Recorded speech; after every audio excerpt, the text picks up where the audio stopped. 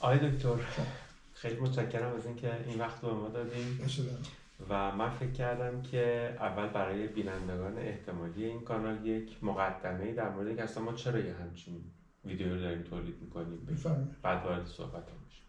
من و شما سالاست که همدیگر رو میشناسیم و خیلی از اوقات مشترکمون رو صرف این گفتگو کردیم. البته عذرخواهی می‌کنم بعیده که همدیگر رو بشناسیم ولی فکر می‌کنیم که میشناسیم.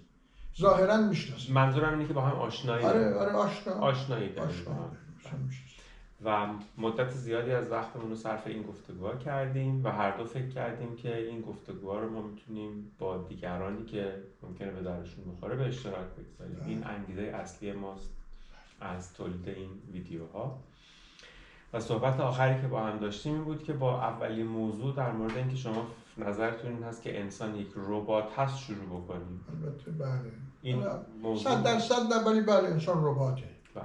چون همیشه نسبیست. بله. بسیار عالی. با این مقدمه کوتاه اگر که شما برای شروع بحث فرصت دارید، موضوعی دارید بفرمایید، اگر نه من سوالم مطرح. آره من فقط مقدمتا عرض میکنم که بله انسان رباته.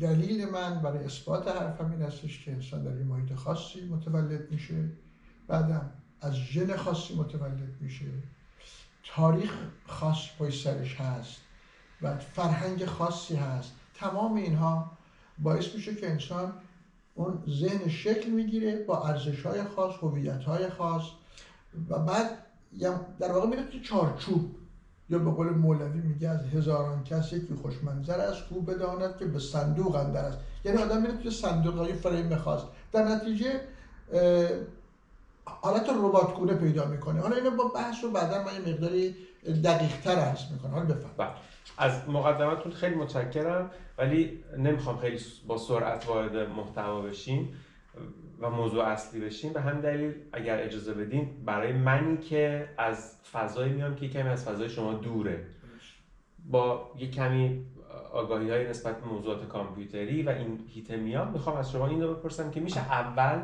رباتی که میخوایم در موردش حرف بزنیم رو تعریف بکنیم. چون شما ممکنه تصورتون از ربات با تصوری که من از ربات دارم با تصوری که دیگران از ربات دارن متفاوت باشه. این ممکنه یکی از اون دلایلی باشه که من شما فکر می‌کنم که وقتی ایشون میگه انسان رباته، نه بابا اینطوری نیست. ربات از نظر شما چیست که میفرمایید؟ یعنی ذهن بشر چیه که من اینو به ربات تشبیه میکنم؟ من به این عبارت عرض میکنم. نگاه کنید، ذهن بشر شرطی میشه از دوران کودکی. شرطی شدن کندیسیونه میشه، یعنی تحت تاثیر اون شرایطی است که باورهای خاص، ارزش‌های خاص، هویت‌های خاص اینا قرار میگیره. یعنی زمانی که مغز انسان خامه، حالا ما به مغز اینجا من اشاره میکنم، ذهنم یه بخشی از مثلا حالت غیر مادی مغزه، این پروگرام میشه با محیطی که هست. به خاطر همینه که انسان‌ها باورهای خاص دارن، سنت‌های خاص دارن، عادت‌های خاص دارن، رسوم خاص دارن، تحت تاثیر اینا قرار میگیرن. و یه مسئله خیلی مهم این هستش که اینها با اون چه که در دورانی که ممیز نیستن، یعنی کودکن، بچن، طفلن، هم هویت میشن. یعنی این هویت‌ها میشه بخشی از ساختار و دیفالت ذهن انسان. البته شما میتونید مخالفت کنید، من اجازه بدید که این عرضمو تمام کنم بعد شما توضیح بدید. مثلا دلیل اینکه من صحبت شما رو قطع کردم این نیست که با این موضوع مخالفت دارم. من از شما پرسیدم تعریف ربات رو بفرمایید چیه. شما شروع کردید گفتید انسان این ویژگی‌ها رو دارد پس میشود ربات. اول بفهمیم ربات چیه. نه در مورد اینکه ربات چیه رو شما توضیح بدید. من راجع به ذهن انسان دارم صحبت میکنم و اون برداشتی که خودم دارم. شما میتونید بعداً این برداشت رو نقد کنید، رد کنید، قبول کنید. فقط اجازه بدید که من بگم که چه مقصودی دارم از این، به خاطر اینکه زبان محدوده، ذهن بشر هم محدوده. یعنی اولا یه چیزی به شما ابتدا بگم که من از موضع یقین اصلا حرف نمیزنم، اصلا موضع یقینی ندارم. دوم، به محدودیت ذهن انسان آگاه هستم، خطاهای شناختی انسان رو میدونم که خودم مبتلاش هستم و ناخودآگاه هست. برداشت من از انسان اینجا مطرحه که گفتم این رباته. میگم انسان موجودی است برنامه‌ریزی شده از دوران کودکی، شرطی شده، کندیسیونه شده، شرطی شده و این آدم در واقع نوع جبر برش حاکمه. یعنی یه رباتی که برنامه ریزی شده. ربات رو من یک ماشین مکانیکی میدونم که برنامه ریزیش میکنن. البته انسان اصلا 100% نمیتونه ربات باشه، ولی از اونجایی که من معتقدم که انسان آزادی عمل نداره، آزادی اراده نداره، اصلا اراده نداره، در نتیجه معتقدم که انسان مجبوره. ربات هم با توجه به برنامه‌ریزی‌هایی که میشه در اون هاردش مجبوره. از این جهت میگم انسان تا حدودی به ربات شبیه، مگر اینکه آگاه بشه که اینجا یه بخش دیگه باز میشه.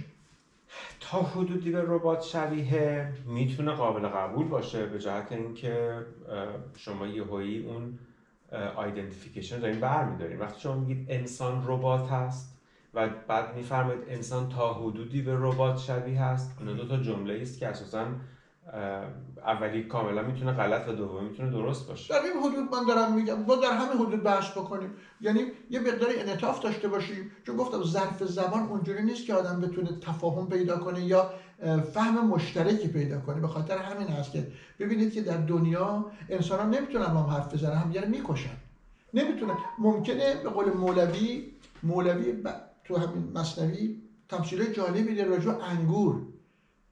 4-5 نفر سر انگور با هم دعوا میکنن به خاطر اینکه یکی دو زبانش بوده عنب، یکی بوده استافیل، یکی بوده انگور، یکی بوده اوزم به اصطلاح. یکی میگه آقا جان شما چی میخواید؟ اینو میخواید. انگور نشون میده، یعنی محتوای انگور در واقع. میگن بعد میجنگیم، زبانتون رها کنید، اینه. خب بحث نیست، اشکال نداره. یعنی این شما با توجه به اینکه انسان رو یک موجود شرطی شده میدانید، او رو به ربات تشبیه میکنید. آره. که حالا این پس اساساً شبیه به ربات بودن خیلی روش قابل قبول باشه، آره چیز نداره دنبالش، در همین حدود و معتقدید به این که اختیاری نداره. نه. الان من سوالمو میخوام اینجا از شما بپرسم. همونطوری که یک ربات، البته من چون یک کمی از پس زمینه کامپیوتری میام دوست دارم یه بخشی رو اینجا باز بکنم. ساده ترین ابزارهای رباتیک ابزارهایی هستند که شما مثلا تو کارخونه ها باهاشون یه چیزایی تولید میکنید. دیدین تو مثلا تولیدات ماشین و خودرو و این حرفا یه دست الکتریکیه میاد ابزار رو ما برای ربات درجه آزادی تعریف میکنیم. بر اساس تعداد محورایی که توی این دسته هست میگیم حول هر محوری که به چرخه درجه آزادی برنامه‌ریزی میکنیم. درسته، برنامه‌ریزی میکنیم، ولی درجه آزادی اون چیزی که من میخوام الان بهش برگردم. انسان رو کره زمین به وجود میاد و رشد پیدا میکنه. درسته. محدودیت‌هایی داره و آزادی‌هایی داره. یه درخت رو کره زمین به وجود میاد و رشد میکنه. درسته. فرق درخت با انسان اینه که به یک نقطه خاص وابسته است، یعنی در انتخاب محل اختیاری نداره. اینجایی که ریشش رفت تو خاک همینجا در میاد. پس درجه آزادی درخت در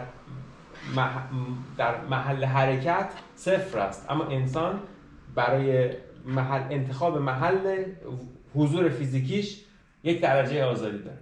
حالا اگر شما میفرمایید جبر بر رفتارهای انسان حاکم است، پس این آزادی رو چجوری تعریف میکنید؟ که الان شما گفتی داره. نه تنها این، بلکه شما بر اساس اطلاعاتی که از محیطتون میگیرین تصمیماتی میگیرید که به رفتار شما ربط پیدا میکنه. مثال ساده، ما هفته پیش میخواستیم مسافرت بریم فرانسه، گفتن آقا فرانسه جنگ شده است، اسلامگراها ریختن فلان شده است، اطلاعی به سیستم ما وارد شد، ما تصمیممون رو تغییر دادیم که نرویم فرانسه.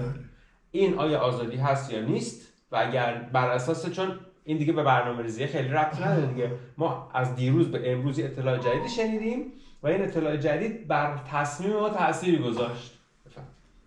ببینید تصمیمو کی میگیره؟ همونی که شما میخوای بگید نیست. نه همونی که من، تصمیمو کی میگیره؟ همونی که شما میخوای بگید نیست. نه کی نیست. نه شما بگید تصمیمو کی میگیره؟ ذهن من. ذهن من، یعنی ذهن من. آفرین، دقت کنید. من چیه اینجا؟ من مجموعه از همون صفات و در دوران کودکی شما گرفتید. همه اینا، یعنی همین برنامه‌های جبری که شما داری. نه آخه شما نمیتونید به هر سیستمی بگین جبر. نه، سیستمی که میتواند در لحظه خودش رو تغییر بدهد و خروجی متفاوت داشته باشه این دیگه مجبور نیست. اونم در محدوده همون جبره. حالا توضیح بفرمایید. نگاه کنید. شما یه منی دارید که البته اون من موهومه ساختگی ولی دارید. حالا اجازه بدید. شما فیزیکی. درست. ارگانیسمی. بله. ولی یه منی داری که هرچند بگردی در درونت پیداش نمی‌کنی. تو ذهنت هم بگردی منو پیدا نمی‌کنی. ولی ما همش میگیم دست من، پای من، ذهن من، کشور من. بله.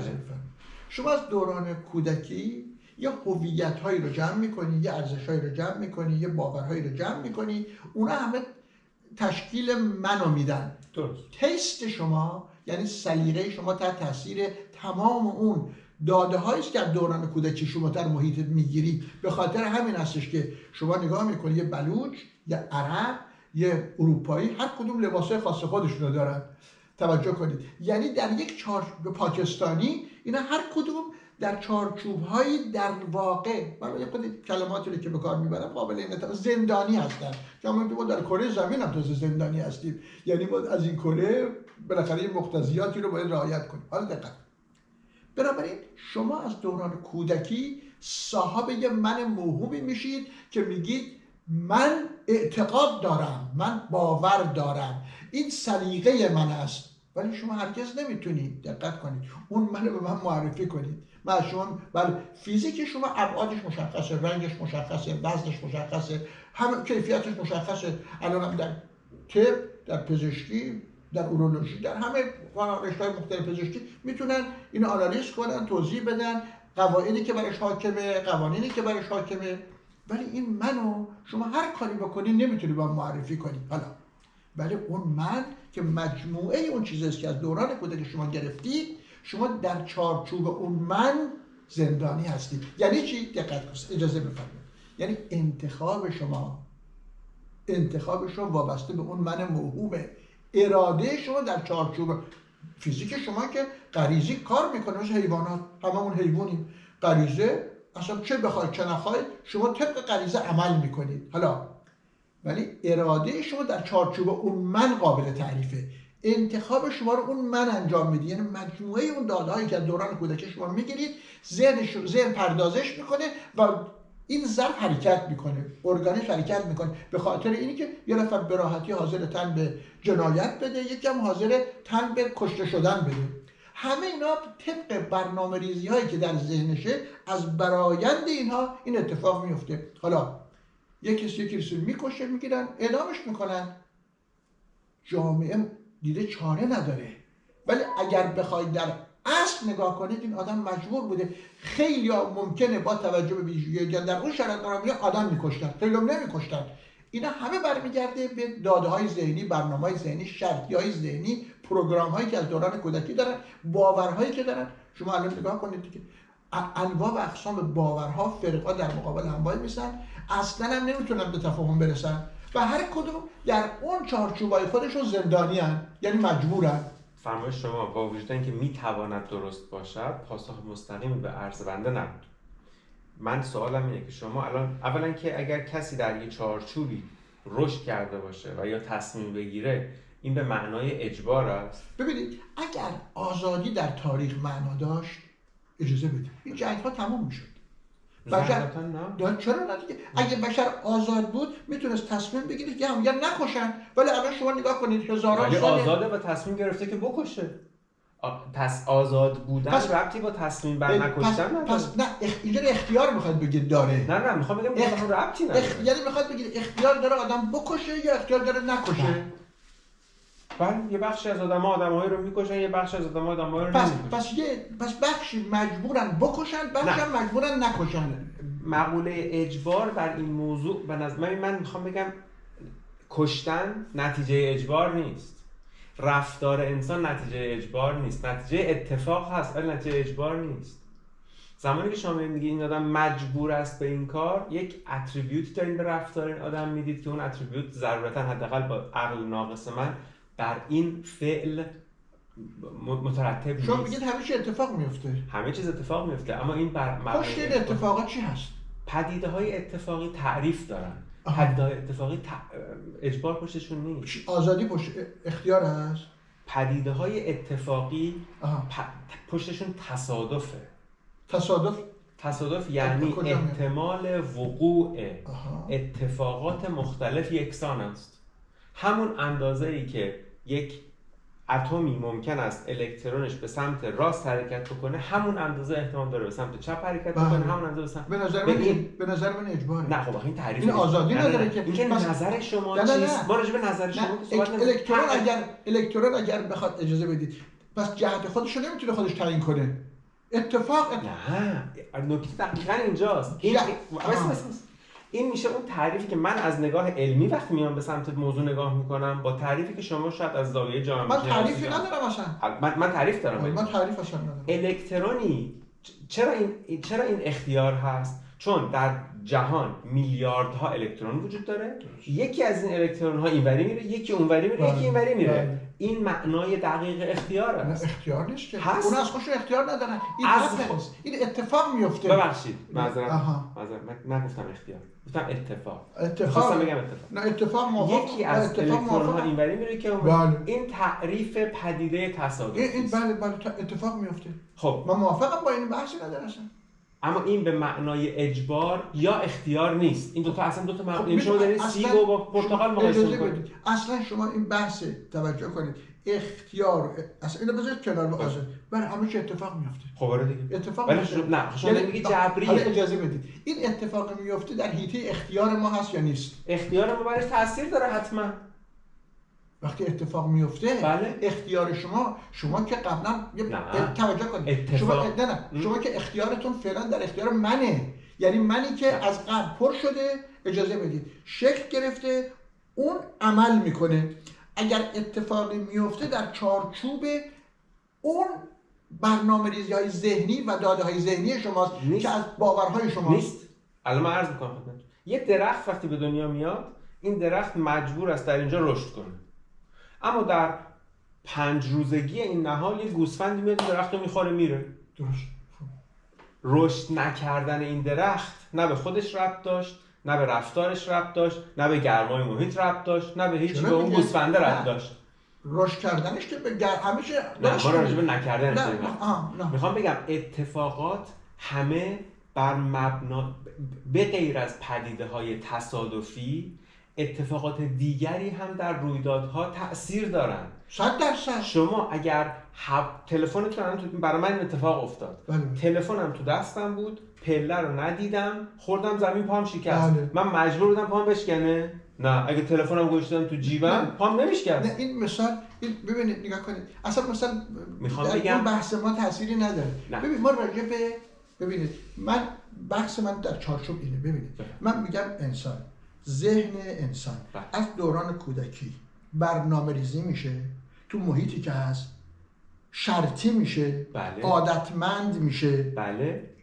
این در این چارچوب عمل میکنه. حالا اجازه بدید ببینید یه تفسیری مولوی داره، میگه تا انسان به هندوستان نرفته باشه خواب فیل نمیبینه. بسیار.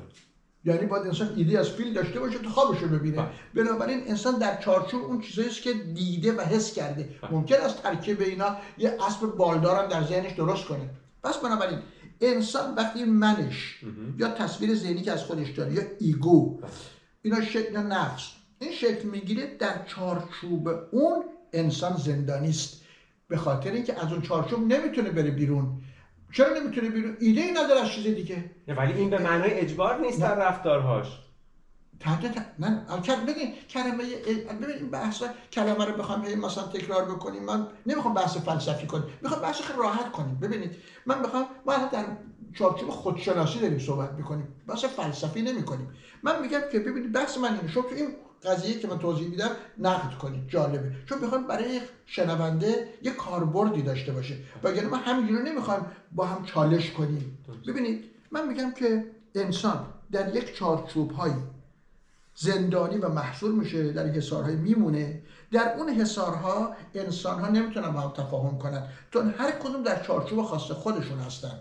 به خاطر همین است که مولوی آمده مثنوی رو سروده، گفته انسان‌ها گفته بشنو از نی، چون حکایت میکنند و از جدایی ها انسان اصلا جدا شدن شکایت میکنند. بعد اومده گفته علت جدایی انسان ها چیه؟ مولوی به این نتیجه رسیده که خطاهای شناختی، حسی، کلامی، که کل مثنوی رو شو کنیم مثلا شاید 70% تمثیل ها و حکایت مثنوی راجع به خطاهای شناختی انسانه. همه انسان ها مثل همن که بعد میگه در کف هر کس اگر شمعی بودی اختلاف از گفتشان بیرون شدی. حالا اجازه بدید.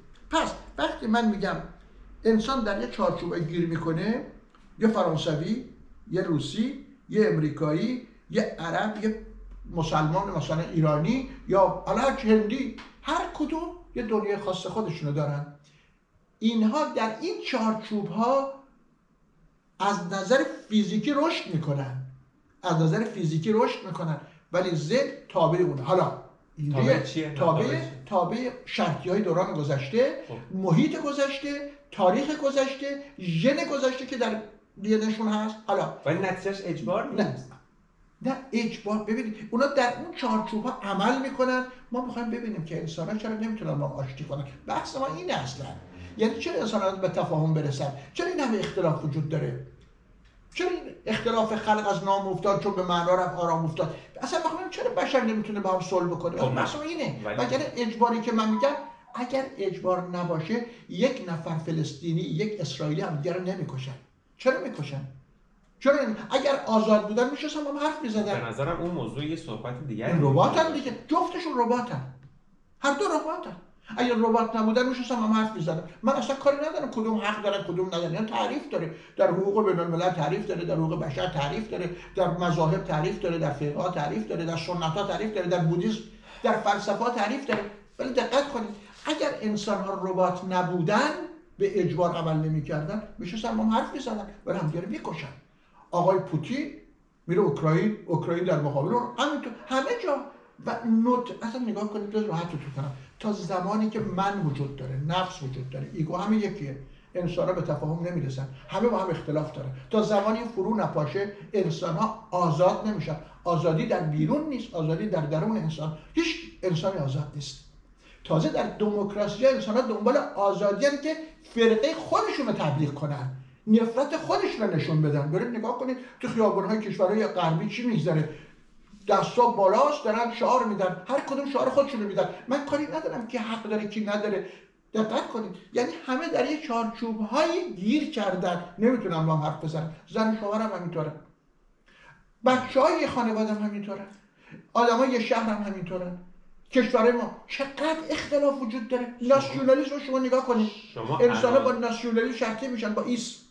شما عناصر استدلالتون کاملا درسته، ولی به سوالی که ما باهاش بحث شروع کردیم مربوط. خب سوال شما چی هست؟ ما گفتیم که آیا انسان به واسطه ربات بودنش مجبور است؟ ما با این بحث شروع کردیم. شما میتونید بگید ما با این بحث شروع نکردیم. نه من اصلا من که نمیخوام. ببینید اصلا من هدف از این بحث برای من وقتی من منظورم این هستش که وقتی میگم مثلا رباته، میخوام بگم انسان از دوران کودکی تبدیل میشه به ربات.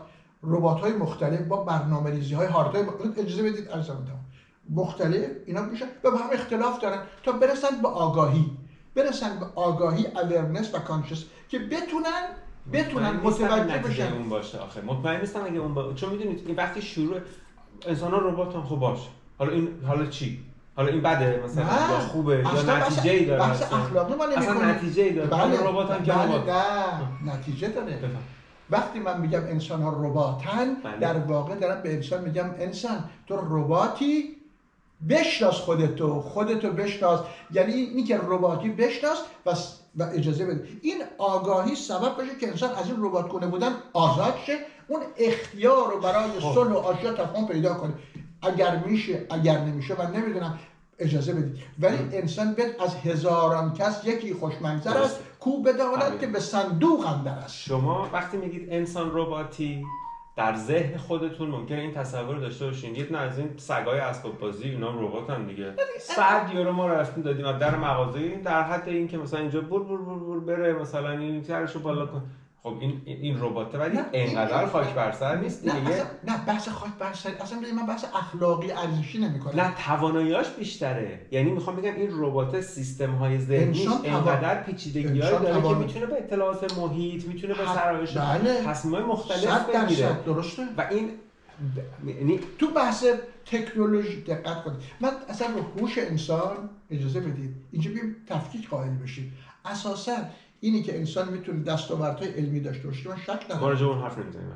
پس ما راجع به اختیار در تصمیم حرف می‌زنیم. ما اصلا به هوشش کاری نداریم. تصمیم انسان در چارچوب داده‌هایی است که از قبل ذهنشو نه یعنی قبلا می‌تواند در هر لحظه داده‌های جدیدی به سیستم اضافه بشود و تصمیمات مختلفی بله داده‌های جدید بیاد. نورولوژی ببین نورولوژی ثابت کرده اخیرا شما حتما نگاه کنید حالا که اگر تو این زمینه اطلاع دارید من اینو شنیدم شما میتونید برای بحث آیندهمون صحت و سقمشو بگید من هیچ اجباری هم ندارم مثلا میخوام مخالفت کنم چون علمه ثابت کرده تصمیمی که شما میگیری خیال میکنی گرفته قبلا گرفته شده در ذهن شما یعنی اصلا اختیاری شما اصلا نداشتی در اینکه این انتخاب کنی یا این انتخاب کنی. این دقیقاً میشه همون بحثی شما میفرمایید که این جبر است دیگه.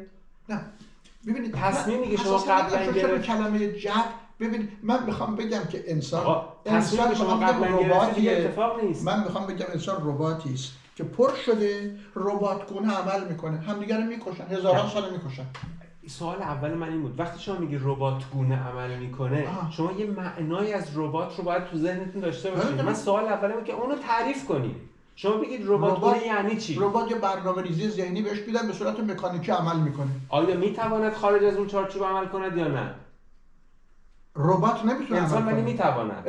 نه انسان اجازه بدید انسان بله من که شما 100% که من شما از ابتدا عرض کردم اینی که یکی بگه انسان 100% رباته نه ولی اگرم 100% ربات نباشه در تصمیم گیری هاش انسان تابع جبره. دقت کنید دوباره من میگین شما چرا کلمه رو وقتی شما میگی جبر انسان تابع جبر. ببین شما در یه چارچوب زندانی هستی شما میخوای که پاتو بذاری از این بیرون شما پاتم که بخواد بذاری از این بیرون بازم اون جزء برنامه‌های ذهنیته یعنی نه. انسان نکته شما دقیقاً اینجاست که تفاوت بین اتفاق ممکن و اتفاق محقق رو قائل نمیشید. اتفاق ممکن با اتفاق محقق تفاوت ماهوی دارن. اتفاق ممکن است اتفاق بیفتد.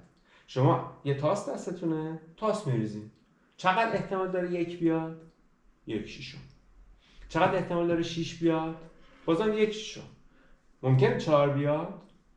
بله ممکنه. ممکنه هم از 2 بیاد.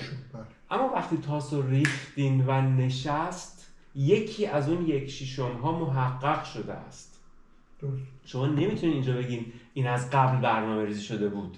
این وقتی شما برنامه ریزی شده بود نبوده معلومه که نبوده در چارچوب 6 تا اجازه بدید در چارچوب 6 تا عدد این محصول بوده یکی از اونها میومده دیگه. من در مثال که مناقشه نیست اجازه بدید ما بیایم بریم یه سیستم هفتایی رو نگاه کنیم. چون که بیاد دست وقتی شما فیزیک کوانتومی رو در نظر میگیرید فیزیک کوانتومی تفاوتش با فیزیک عمومی چیه؟ بفرمایید من اینا اصلا نمیخوام وارد این بحث‌های ولی مهمه وقتی شما جبر و اختیار دارید جبر پایش میتونه فیزیک کوانتوم باشه. فیزیک کوانتوم در این زمینه توضیح داره. فیزیک کوانتوم فیزیکی است که در اون فیزیک 2 اتفاق همزمان میتواند اتفاق بیفتد. یه قوطی دارین شما میتونه بیفته. تو این قوطی خب از 1 تا 6 خب میتونه بیفته چه منافاتی داره با بحث یعنی اختیار. این دقیقاً یعنی اختیار میتونه اتفاق بیفته. اتفاق بیفته نه اینکه یک کسی اینا رو انتخاب میکنه که اتفاق بیفته. حالا وقتی که شما میخواید اتفاق افتادن با انتخاب کردن برای اتفاق افتادن فرق اون دیگه اتفاق نیست. انتخاب گزینش عمل کردنه نه اینکه اتفاق بیفته. انتخاب یکی از پارامترهای تاثیرگذار بر اون اتفاقه. یکیشه میتونه پارامترهای دیگری بر اون اتفاق تاثیر بذاره و اتفاق نیفته. اونی که انتخاب میکنه یه عنصری هست که باید صاحب توجه کنه صاحب آگاهی هوش و اراده باشه. اجازه بدید اساسا من معتقدم که با وجود اراده در حیطه منم یه پدیده موهومه. انتخابم در حیطه منی است که شکل میگیره از دوران کودکی. این جبره. من من همون منی که شما باهاش مخالفت دارید قصد میکنم که از من مخالفتی ندارم، معتقدم موهوبه. قصد میکنم که از اینجا برم هامبورگ. بله این قصدو که میتونم بکنم. آره دیگه، چرا نمیتونی بکنی؟ میرسم به هامبورگ؟ بله. معلوم نیست.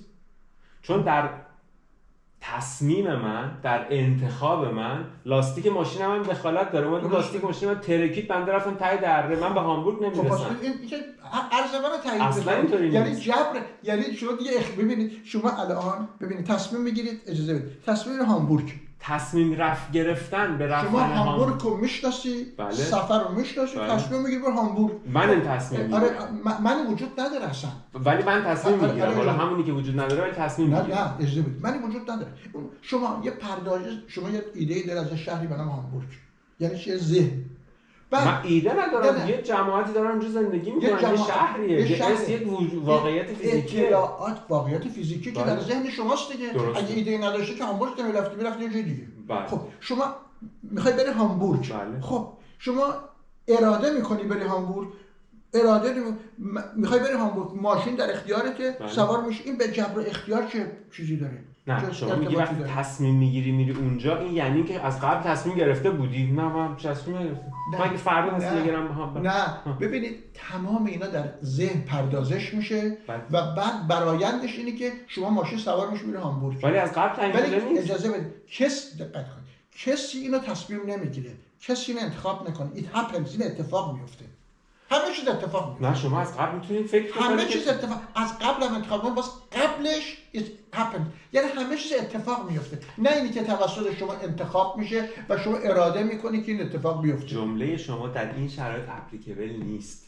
اینکه it happens اینجا اپلیکیبل نیست. اون لحظه اتفاق میافتاد، بله، به خاطر اینکه جریان حرکت الکترون ها در اون جهت سیر میشه. همه چیز اتفاق میفته. ولی یک چیزی بر این تأثیر میگذاره. چه چیزی؟ انتخابی که من کردم. شما وجود نداره اصلا. نه خب وقتی شما یه پدیده موهوم است که شما بر خود ساخت. شما اولا یه کاری بکن. شما اصلا به من بگو من چیه که یه تصمیم میگیره، اراده میکنه. همین که جلوی شما نشسته، همین که با شما صحبت میکنه. من دارم با شما صحبت میکنم. من چیه؟ من که شما میگی من دارم با صحبت. اجازه بده. این من چیه؟ ببین فیزیک شما تعریف داره. کاملا مشخصه. من شما چی هستم؟ به من بگو من چیه؟ ما قبلا راجع به این موضوع با شما صحبت کردیم. دوباره اتم کربن در مغز من یک عنصر، در فیزیک مغز من یک عنصر تعیین کننده است. اتم های مغز من یعنی چی؟ مغزی که در جمجمه این جسم است. این جسم مغزی که در جمجمه این جسم است که با مغزی که در جمجمه جسم شماست تفاوت دارد. اتم های کربنی کنار هم دارن که این اتم ها وقتی کنار هم قرار گرفتن توانایی شکل دادن حافظه و خاطره دارن. حافظه و خاطره من به علاوه تحصیلاتی که من کردم، منطقی که دارم، منی وجود نداره، کتاب‌هایی که من خوندم، همه اینهایی که من در دستان خودم گرفتم و از طریق اون به چشمانم و به مغزم دادم، باعث شده که من این گونه با شما گفتگو کنم و شما این گونه با من گفتگو کنید. حالا دقت کنید ببینید اینجا بحثی هست به نام زمان ذهنی. حالا اجازه بدید اینو بذاریم ما همه فکتامونو که نمیخوایم امشب راجع به این موضوع صحبت کنیم، مجبور هستم تفکیک کنیم. ارتباط داره عزیز من. یه روش بحث رو بذارید خودمون تعیین کنیم. ولی به ذهن من رسیده، من دارم میگم. شما باز انتقادی به این دارید بگید، من گوش بدم، مشکلی نداره. ببینید من در زمان ذهنی معنی پیدا میکنه. زمان ذهنی هم موهومه. زمان ذهنی یعنی چی؟ یعنی گذشته، حال، آینده. این زمان ذهنی است که حافظه و من در این زمان تداوم پیدا میکنیم. یه زمان موهومه. چیزی که وجود داره همین لحظه است که همین الان هم از بین رفت. خاطره ای که شما از خوردن غذای دیروزتون دارید واقعی است یا نیست؟ شما وجود نداره. نمیشه که.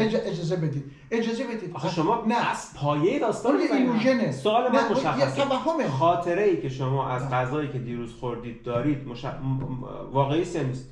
ببینید این ذهن اینو مرور میکنه. سوال من رو مشخصه. بعداً به فرمایش خودتون بپردازید. چون من معتقدم خاطره‌ای که شما از غذای دیروز خوردید دارید، آیا واقعی است یا نیست؟ اصلا من وجود نداره. آقا سوال منو جواب بده، بگید نیست. نه من که نباید به سلیقه نه سوال من آره یا نه. من به سلیقه شما که جواب نمیدم. جواب سوال من مشخصه. شما میگید که یه خاطره از غذای دیروز نه اصلا چیز نکنید. من که به شما از ابتدا گفتم من موضع یقینی ندارم، ولی میخوام به اجازه بدید. به موضع یقین نداشت. من دیوانه میکنیم با این مدل بحث کردنتون. من سوالم مشخصه. شما انتظار دارید که مطابق میل شما با شما بحث کنم؟ میگم جواب سوالم. در ضمن من با شما بحثی اصلا ندارم. جواب سوال اصلا بحث نمی‌کنیم بابا. من دارم با شما خاطره‌ای که از غذای دیروز دارید واقعی است یا نیست؟ ببین اولا بذار یه سوء تفاهم برطرف کنم. هیچ بحثی من با حسانی ندارم. ما داریم گفتگوی دوستانه می‌کنیم. در این گفتگو نمی‌کنیم. غیر دوستانه دوستانه. ما ببینید ما یه نفریم دو تایی هم فکری می‌خوایم بکنیم که حقایق روشن کنیم. ممکنه اصلا روشن بشه، ممکنه نشه. بذارید جمله من دلیل اینکه من دارم این همه بالا پایین می‌کنم اینه که می‌خوام واسم روشن شه. شما اون منتون نمیذاره شما آرام بمونی. شما اصلا عجله ما نداریم، نتیجه هم نگرفتیم. این دنیا هزاران سال ادامه داره، این همه آدمو دارن بیار میکشن. ما با دعوا کنیم. میخوام بیاد اصلا تفاهم هم نمیخوام برسیم. یه هم فکری میخوایم بکنیم، یه مباحثی رو در انداختیم. ببینیم چی میگه. ممکن حالا من اشتباه کنم، شما بکنید یا نه، اصلا اینا رو رها کنیم. انتظارم نداشته باشیم به یه نتیجه مطلوب و قابل قبول برسیم. حالا اجازه بدید. شما میگه خاطره‌ای برگردیم به فرمایشتون. خاطره‌ای که شما در ذهن هست. نه. سوال من این نبود دیگه. من میگم خاطره‌ای که شما از غذای دیروز دارید آیا واقعی است یا نه؟ شما ببینید، شما میگه من دستم درد میکنه. من میگم اصلا دست شما نیست. دست درد میکنه. شما میگه دست منه. میگم این من نشون بدید. شما نمیتونید. دست درد میکنه. ولی دست من ساخته ذهن بشره. یعنی بشر اینا رو اومده اختراع کرده. به خاطر همین اینقدر مشکل درست کرده. دقت کنید. وقتی انسان هم هویت میشه با اسمها، با باورها، با سنت‌ها، با تاریخ، همدیگه قتل عام میکنن. چرا؟ هر کسی از ظن خود شد یار من. یعنی هر کسی از ظن خودش یار دیگری میشه یا نمیشه. درسته. این مربوط به سوال من نیست. خاطره‌ای که شما از غذای دیروز دارید واقعی یا نه؟ شمایی وجود نداره. خاطره‌ای که شما از غذای دیروز دارید واقعی یا نه؟ نه اون ایلوژنه، توهمه. اصلا اجازه بدید. اولا دیروز یه زمان ذهنی است. یه غذایی خورده شده توسط این فیزیک. همین. خاطره فیزیک دقت. این فیزیک هم ممکنه مرور کنه، زمانی مرور میکنه که یه منی هست اونو به خودش نسبت میده. این نسبت موهومیه، واسه اینکه منی وجود نداره. از همین دقت کن، از همین نسبت‌ها و وابستگی‌ها و هویت‌ها و باورها این من خلق میشه و این همه جنایت میکنه. من کشور من خونه من فلان من مدرک من نمیدونم باورم. اجازه بدید. این وابستگی ها، این هم هویتی ها با این هویت ها و باورها آدم‌ها رو دارن قرار میده در مقابل هم دیگر بکشن. اینا همش ساخته ذهن بشر. تا زمانی که این من فرو نپاشه بشر در جدایی، اختلاف، تنازع زندگی خواهد کرد. درسته، اما ربطی به سوال من نداشت. خاطره‌ای که شما از غذای دیروزتون شمایی وجود نداره. این فیزیکی که اینجا نشسته به یاد می آورد که دیروز غذا خورده است؟ اگه بگید نه که ما با هم هیچ بحثی نداریم. آیا این فیزیکی که اینجا نشسته به یاد می آورد که دیروز جواب سوال من از تمام الفاظی که شما استفاده کردین عالیه. فیزیکی که اینجا نشسته به خاطر می آورد که دیروز غذای خورده است یا نه؟ خواهش می‌کنم اجازه بدید. این فیزیک به خاطر میاره ولی منی وجود داره به خاطر میاره. با مثلا همین خوب. فیزیکی که اینجا نشسته به خاطر می آورد که دیروز غذای خورده است. یه چیزی خورده. نه یه چیزی که غذا خورده دیگه. ببین دقت کنید. میدونیم که پیتزا خورده. میدونیم هم تو کدوم رستوران خورده. میدونیم هم که چقدر پولش داده. میدونیم یا نمیدونیم؟ شما در زمان ذهنی وقتی زندگی بکنید 2000 سال پیش هم میتونید تاریخو بخونید بگید من میتونم مرور کنم گذشته رو. بله. درسته. این میتونید مرور کنید. سوال من اجازه بدید. همین نسبت‌ها و وابستگی چه چیزی رو اثبات میکنه؟ اینکه چه چیزی رو اثبات میکنه رو بعداً بهش میرسیم. شما اول من بگی واقعی یا نیست؟ آقا من دیروز غذای خورد. فیزیک شما نه یه غذایی نخوردین. معلومه که چه غذایی خوردین. واقعی یه غذایی خورده شده، فیزیک یه غذای خورده شده. ولی معلومه که چه غذایی خورده دیگه. یه غذایی نیست، همینجوری نیست. مثلا نون پنیر نخورده فکر کنه پیتزا خورده. ببینید انسان به علت تکامل مغزی که پیدا میکنه که با حیوان اختلافی داره، مغزش رشد میکنه، یه ایده ای از عناصر غذا داره. این فیزیک بله میتونه تجسم کنه. اجازه بده که بس چیز خورده ولی زمان این تجسم اتفاق میفته که نسبتش بده به یه من. اگر دقت کنید آقا من اصلا کلمه من استفاده کردم، من دارم استفاده میکنم. اگر منی وجود نداشته باشه همه چی اتفاق میفته. دیروز هم غذای خورده شده، الان هم داریم صحبت اتفاق داره میفته. ولی معلومه چی خورده؟ این چیلی من نشستیم اینجا، معلومه چی خورده یا معلوم نیست؟ معلومه با توجه به تصویری که از اون تو زبان وجود داره. واقعی یا نیست؟ واقعیت هم میتونه باشه. این میشه هم چون شما من گفتید منو به من نشون بده، گفتم این من دارم سعی میکنم منو به شما نشون بدم دیگه. منی که در من، این منی که جلوی شما نشسته مجموعه است از این فیزیک و خاطرات و تأثیر اون خاطرات بر این فیزیک. این میشه منی که جلوی شما نشسته و داره این گونه با شما گفتگو میکنه. شما میگید این موهومه، ما بحث به آن نداریم. نه اجازه بدید ببینم. شما ببینید شما الان اینجا نشستید، درست. اجازه بدید شما حالا این فیزیکتون که اینجا هست، بله. درسته؟ بله. بعد شما اون منی که میگید من اینجا نشسته، بله. فیزیک که الان حرفی نداره به اینجا هستش. بله. شما میگید من اینجا نشستم. بله. این من تعریفشو برای من راحت یکی بگید بریم جلو. این من کیه؟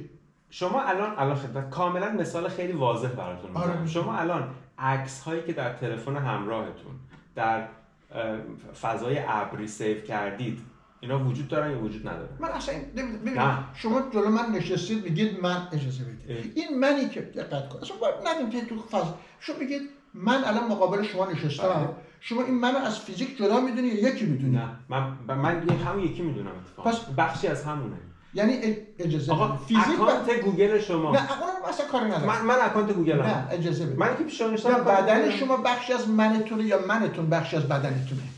هم چیزن آیدنتیفیکیشن میکنن با هم. یعنی این فیزیک با یه چیزی که اصلا معلوم نیست چیه چی هست؟ نه نمیشه فیزیک شما که قابل لمسه، من چجوری قابل لمسه؟ چی هست؟ آخه چیزی که قابل لمس نباشه صرفا به معنی نبودن. خب اگه شما اجازه بده ظرف زبانی نداشته باشه اصلا میتونی راجع من صحبت کنی؟ بله. چجوری میتونی صحبت کنی؟ تأثیراتش رو میتونید ببینید. تأثیر منو ببینی؟ بله. من چی هست که تأثیر بگذاره؟ اون چیزی است که باعث میشه جسم من از اینجا بره اونجا. این چیزی است که باعث میشه که حیوانات من دارن که از اینجا برن به اونجا. حیوانات منشون کمتر از من انسان ها میتونه باشه. یعنی یه امر کیفی کم و زیاد داره یا کمیته؟ من کمیت یا کیفیته؟ هر دوش میتونه باشه. یعنی من میتونم کیفی باشم کمیت باشه. بله. چرا که نباشه؟ کیفیت من مثلا کیفیت چیه؟ مثلا من چی هست؟ وزنش 15 کیلو، من 50 کیلو، 80 من وزن داره. چون بخشی از اتریبیوت فیزیک منه. اتریبیوت اجازه بده فیزیک شما وزن داره، من وزن داره؟ نه یکی از ویژگی های من در وزنشه. یکی از ویژگی های من در سنشه، یکی از ویژگی های من در آنچه که خوانده است، یکی از ویژگی های من در آنچه که خورده است. شما بلاحتی بری الان روی یه دونه وزنه به شما میگه چند کیلو هستی. چجوری شما منو تو وزن میکنی؟ شما مگه این نور رو مگه وزن میکنی؟ ولی نور هست. من الان کار دارم. من میخوام ببینم چی هست که قابل وزن. نور مگه چیزی هست که نور اصلا چرا مثال میزنیم؟ اصلا نور رو به من مثال بزنید. اول شما منو به من نشون بدید. نور که مشخصه الان. منم مشخصم. دارم با شما صحبت میکنم. نه ببینید من صحبت نمیکنه. الان یه فیزیک وجود داره. شما یه فیزیکی داری، یکی از ویژگی‌ها و خاصیت‌های زبان، حرف، دهان انسان حرف زدنه که اونم البته اجازه بده قبلا با یک زبان شما شرطی میشی. در جنگل‌ها برید کسی نمیتونه صحبت کنه، حیوانات هم نمیتونه. شما از دوران کودکی با یک زبان فارسی شرطی میشی در ظرف همون زبان، یعنی اون چیزی که عناصری که اون زبان رو تشکیل میده اون هم شما رو شرطی میکنه ذهن تو. ولی بعد زبان‌های دیگه یاد میگیری، کتابای دیگه میخونی. اجازه بده. اون زبانی که شما اول یاد میگیری عربی، انگلیسی، هندی، فارسی، دیفالت ذهن شما بیشتر تحت تاثیر اون زبان هست.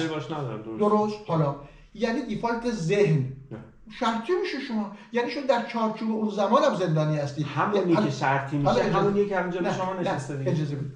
نه این فقط فیزیکه، مغز. اجازه بده. من وجود نداره اصلا. چرا؟ من رفتار مغز فیزیکی شماست. من رفتار فیزیکی. حیوانات حرکت میکنن بر اساس غریزه عمل میکنن.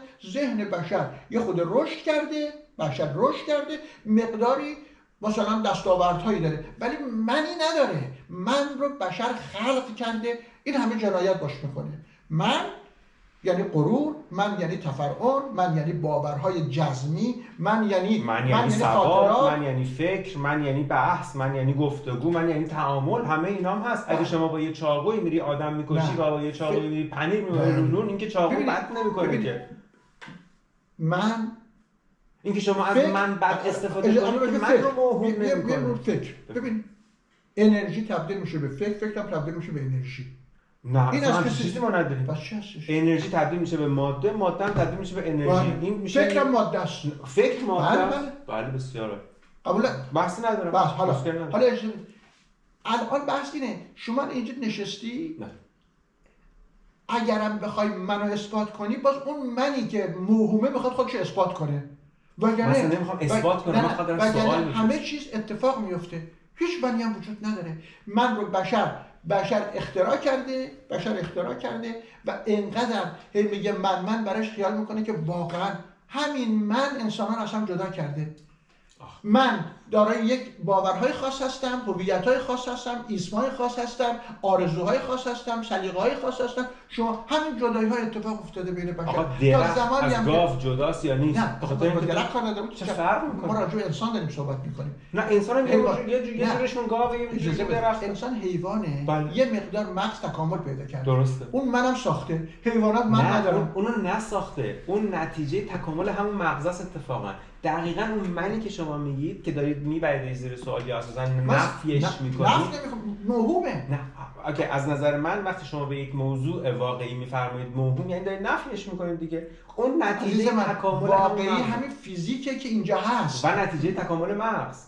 برای اینکه میمونا نتونستن شهر بسازن ولی آدما تونستن شهر بسازن. اینا همه درست. منم تکامل مغز قبول دارم که انسان فاصله گرفته از تکامل مغزشون دقیقاً همون من است. اون دقت کنید، اون من اسباب مزاحمت تاریخی بشره. اون من یکی از ویژگی‌هاش اسباب مزاحمت تاریخی بشره، اما یکی دیگه از ویژگی‌هاش هم نتیجه‌های هم دستاوردهایی که بشر داره. ببین من توجه کنید، ببینید من مجموعه فکر دیگه. فکر. پس من شما قبول کردی فعلا که مجموعه فکر هستی. اوکی بسیار عالی. همین پس دیگه موهوم نیست. نه موهومه. اجازه بدید. آقا نتیجه مجموعه فکر شما موهومه؟ نه بخشش موهومه، بخشش ببین فکر هم میاد بزرگترین هواپیما رو میسازه، هم بمب اتم میسازه، میلیون‌ها نفرم میکشه. بسیار. خب چه که حالا اجازه بدید. فکر دیگه ولی یه واقعیتیه که فکر این کارو انجام میده. منی وجود نداره. حالا اجازه بدید. این من موهومی که بشر اختراع کرده برای خودش، اجازه بدید. این فکر رو دستاویز قرار میده که میاد یه بمب اتم میسازه، میلیون نفر رو میکشه. خوبه ولی من همون فکرم. الان اون قسمت منی که داری میگی من همون فکرم. من مشکلی دارین شما با این فکر؟ آیا موهوم است؟ نه فکر وجود داره ولی من میگم اختراع ذهن. شما گفتید منو به من نشون بده، میگم من منظور من از گفتن این من همون فکرم. همه این حرف اصلا اگه منظورتونه شما فعلا منو بذار کنار. بگو فکر وجود داره. فکر ولی فکر منه. چون با شما فرق میکنه. همونطوری که فیزیک من با فیزیک شما فرق میکنه. نه همیشه اینطور نیست. همیشه همینطوره. نه چون هیچ درختی مثل من نیستن، هیچ گاوی هم مثل همیشه اینطور نیست. بله فکرها با هم فرق میکنه به خاطر اینکه بستر تربیت شما رشد شما با هم فرق میکنه. شما یه رباتی هستی که در اجازه بدید در تهران متولد شدی، من یه رباتی هستم مثلا در مسکو، یکی در مثلا آفریقای جنوبی. با هم داریم معناش با هم فرق میکنه. من رباتیم دیگه. آره ما ربات‌های مختلفی هستیم. ولی انتخاب داریم در رفتارهامون. انتخاب نه داریم. نه انتخاب داریم بر اساس برنامه‌ریزی‌های ذهنی که در اون محیط شدیم، شرطی شدیم. اما حرفی که ابتدا عرض کردم پروگرام شدیم. ولی در چارچوب پروگراممون انتخاب می‌کنیم. در چارچوب پروگرام. ولی خب این معنی اجبار نیست. وقتی شما اون پروگرام رو می‌تونید عوض کنید. چون شما میرید درس جدید می‌خونید، میرید زبان جدید می‌خونید، تجربه جدید می‌خونید، میرید غذای جدید می‌خورید، لباس جدید. اگه اینا باعث میشه شما ببینید اگر بشر من نمیخوام یه بنبست ایجاد کنم ولی الان ناگزیرم به سوال شما بزنم. اگر بشر حق انتخاب داشت، و میتونست انتخاب بکنه. بله. این همه جنگ اصلا به این اصلا جمله شما درست نیست. جمله درست نیست. اجازه بدید جمله‌ام تمام کنم بعد شما دلیل اینکه جمله شما درست بله بالاخره کسایی که دارن میشنون دوست دارن این جمله من تمام شه شما بعد رد کنید. من که اجباری ندارم که قبول دارم رد کنید. اگر به انتفاع موضوع همیشه جمله شما درسته. دقیقاً حرف من شما جمله‌تون هر جوری تموم کنید جوابی که می‌خواید رو می‌گیرید. می‌خواید به انتفاع موضوع اگر پ آنگاه کیو اگر پ غلط باشه آنگاه کیو همیشه درسته. شما می‌خواید اجازه اصلا وارد این کلمات آخه همینه. شما می‌خواید کشف حقیقت کنید یا می‌خواید منو مجاب کنید یا می‌خواید بفهمم. اگه می‌خواید با سکوت کنید بعد ما سکوت می‌کنم. ببین عزیزم اگر بشر صاحب انتخاب بود بشر که نمیخواد خودشو نابود کنه. اگر بخواد خودشو نابود بکنه یعنی غریزه مرگ. بذار من جمله باز تمام بذارید. جمله‌ای که اگر به انتفاع موضوع شروع بشود نتیجه گیریش هر چی باشه درسته. برای من بقیه جمله ارزش شنیدنش از دست میره. اگر ماست سیاه باشه شما نگاه کنید انسان شما متولد نمیشه. شما من شما جوریست که اصلا میخوای حتما یه نتیجه بگیری که من مجاب بذارید حرفمون رو بزنیم اجازه بدید حرفمون رو بزنیم تا اصلا مشکلی نیست به نتیجه نرسیم مگه اتفاق میفته مگه این همه فلسفه این همه اصلا منطق هم رها کن این همه فیلسوف آمده این همه دانشمند و اندیشمند چیکار که بشر به کجا رسید آقای پوتین اجازه بدید آقای پوتین به من و شما در کشور خودمون رو فرهیخته‌تر بدونیم که چیزی داریم حرف میزنیم و بعدم میخوایم با بقیه تقسیم بکنیم. من اصلا فرهیخته‌تر نمیدونم من اصلا ببینید در جامعه روس ما تولستوی داریم داستویوفسکی داریم فلاسفه دیگه داریم در انگلستان همینطور در فرانسه ببینید چه میکنن تبعیض نژادی هست چه ربطی داره ولی خیلی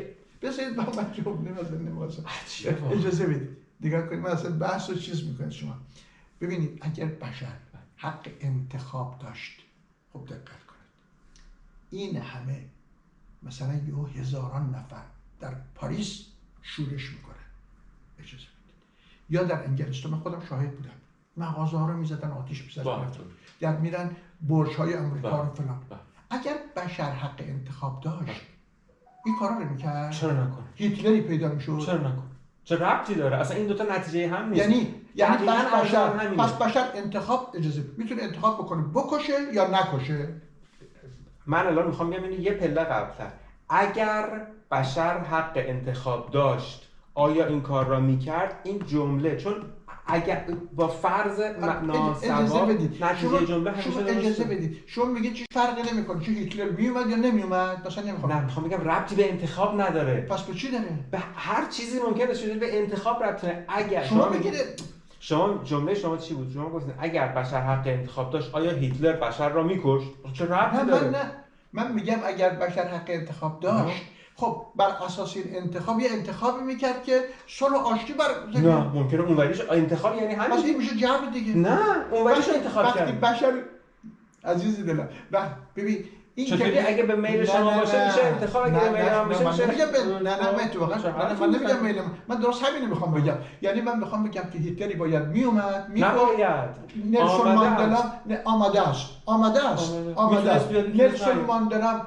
میشه جبر نه این میشه اختیار میشه انتخاب نه این میشه happens میشه اتفاق ولی میشه بر اساس انتخاب میتوانست این رفتار رو نکند کمون که من و شما میتوانستیم امشب این بحث رو نکنیم ما کردیم ولی میتونستیم نکنیم ولی میتونستیم نکنیم نه نمیتونستیم چرا فردا شب بحثمون رو نمیکنیم با این وضعیت فردا شب بحثمون رو نمیکنیم جبر الان شما داری نه این جبره برای اینکه جبر رو اینجا شما فردا شب پس بحث میکنیم نه ببین نمیتونی هر اتفاقی بیفته بگی جبره که ببین اجازه بدید زندگی این هر اتفاق اصلا زندگی مجموعه اتفاقات درسته اما انتخاب شما در اینها تاثیر میگذارد انتخاب در چی در اتفاق هپنینگ هایی که اتفاق میفته تاثیر میگذاره انتخاب شما عجله نکنید با تعجب من نگاه نکنید انتخاب شما محصول شرطی ذهنی هر محصول هر چی که هست نه ربات شما انتخاب محصول جبر نیست انتخاب محصول انتخاب است نه انتخاب شما عزیز من شما یک چیز انتخاب میکنی یک چیزی هم که در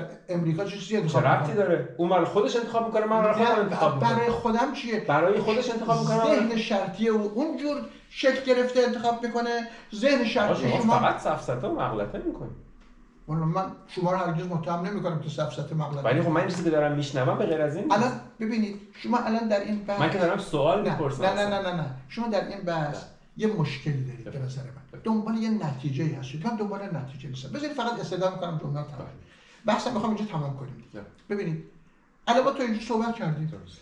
نتیجه‌ای که من خودم برمیگردم، من یعنی مجموعه حرفام یا خلاصه و اصاره حرفم این هست که انسان‌ها از دوران کودکی شرطی میشن، پروگرام میشن، طبق اون عمل میکنن و بعد نه 100% یه داده هایی هی میاد، این داده ها برآیند اینها تز، آنتی تز، سنتز، همینجا با سنتز میشه تز، آنتی تز، سنتز.